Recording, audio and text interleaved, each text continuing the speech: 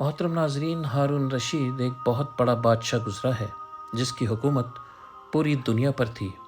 اس کے زمانے میں بہلول نام کے ایک بزرگ تھے۔ وہ اللہ تعالیٰ کے بہت بڑے ولی تھے، اس لیے ہارون رشید ان کا بہت احترام کیا کرتا تھا۔ ہارون رشید کی بیوی جس کا نام زبیدہ تھا، وہ بہت ہی نیک عورت تھی۔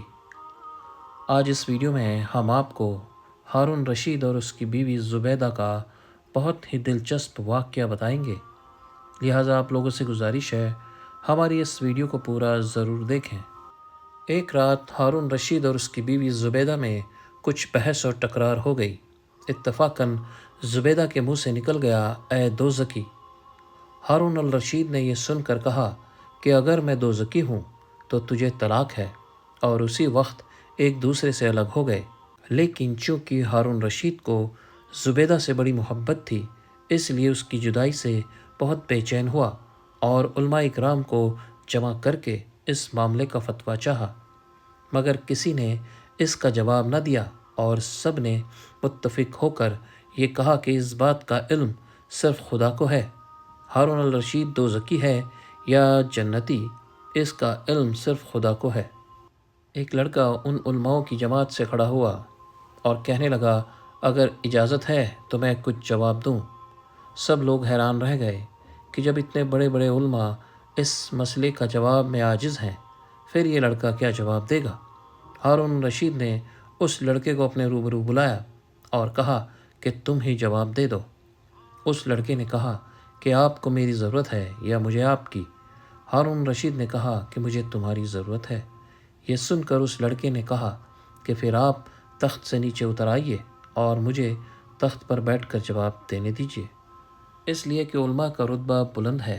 ہارون رشید نے کہا، بہت اچھا، اور تخت کے نیچے اتر آیا، اور وہ لڑکا تخت پر بیٹھ گیا اور تخت پر بیٹھ کر ہارون رشید سے مخاطب ہوا کہ پہلے آپ میرے ایک سوال کا جواب دیں کہ کیا آپ کبھی کسی گناہ کے باوجود اس کی قدرت رکھنے کے صرف خدا کے خوف کی وجہ سے اس سے باز رہے؟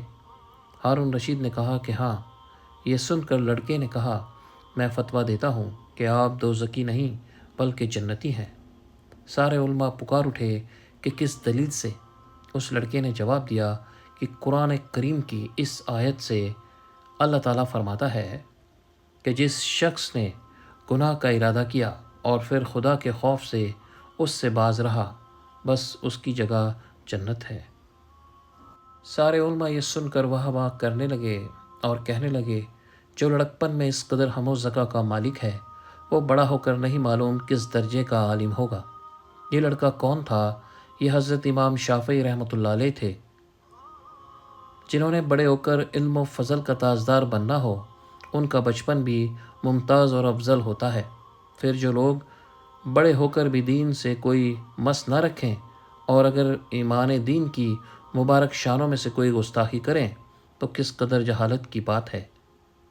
محترم ناظرین، زبیدہ نے اپنے محل میں ایک ایسی 1000 نوکرانیاں رکھی ہوئی تھیں جو قرآن کی حافظہ تھیں، اور قرآن کی تلاوت کے لیے ان سب کی ڈیوٹی الگ الگ شفٹوں میں لگی ہوئی تھی، جس کا نتیجہ یہ ہوتا تھا کہ محل میں 24 گھنٹے قرآن کی تلاوت ہوتی رہتی تھی اور اس کا محل قرآن کا گلشن لگتا تھا۔ ایک دن کی بات ہے کہ ہارون رشید اپنی بیوی زبیدہ کے ساتھ دریا کے کنارے ٹہل رہے تھے کہ ایک جگہ بزرگ دانا بہلول کو بیٹھے ہوئے دیکھا۔ دیکھتے ہی انہوں نے سلام کیا تو دانا بہلول نے جواب دیا۔ بہلول اس وقت مٹی کا ایک گھروندہ بنا رہے تھے، تو ہارون رشید نے پوچھا، کیا کر رہے ہو؟ بہلول نے جواب دیا، ریت میں گھر بنا رہا ہوں۔ ہارون رشید نے پوچھا، کس کے لیے بنا رہے ہو؟ بہلول نے جواب دیا، جو اس گھر کو خریدے گا میں اس کے لیے دعا کروں گا کہ اللہ تعالیٰ اس کو جنت میں گھر عطا فرمائے۔ ہارون رشید نے پوچھا کہ اس گھر کی کیا قیمت ہے؟ بہلول نے جواب دیا، صرف 1 دینار۔ ہارون رشید نے سوچا کہ یہ کوئی دیوانہ ہے، جانے کیا بڑبڑا رہا ہے، اس لیے اس بات پر دھیان نہیں دیا اور آگے بڑھ گیا۔ اس کے پیچھے زبیدہ خاتون آئی، انہوں نے بھی سلام کر کے یہی سوالات پوچھے، کیا کر رہے ہو؟ کس کے لیے بنا رہے ہو؟ تو بہلول نے پھر وہی جواب ان کو بھی دیا کہ جو اس گھر کو خریدے گا میں اس کے لیے دعا کروں گا کہ اللہ تعالیٰ اس کو جنت میں گھر عطا فرمائے۔ قیمت پوچھنے پر بہلول نے 1 دینار بتائی تو زبیدہ نے 1 دینار دے کر کہا میرے لیے دعا کر دینا، اور پھر وہ بھی آگے بڑھ گئیں۔ رات کو جب ہارون رشید سویا تو اس نے خواب میں جنت کے حسین مناظر دیکھے۔ خوبصورت جھرنے، ہرے بھرے باغ اور اونچے اونچے خوشنما محل بھی تھے، اور ان محلوں میں ایک محل ایسا بھی تھا جس پر زبیدہ کا نام لکھا ہوا تھا۔ ہارون رشید نے سوچا کہ دیکھوں تو میری بیوی کا گھر کیسا ہے، لیکن اس سے پہلے کہ محل میں داخل ہوتا، محل کے ایک چوکیدار نے اسے روک لیا۔ ہارون رشید نے کہا اس محل پر میری بیوی کا نام لکھا ہے، یہ میری بیوی کا ہے، اس لیے مجھے اندر جانا ہے۔ چوکیدار نے کہا نہیں، یہاں کا قانون الگ ہے، یہاں جس کا نام ہوتا ہے اسی کو اندر جانے کی اجازت ہوتی ہے، اور اس کے علاوہ کوئی اور نہیں جا سکتا۔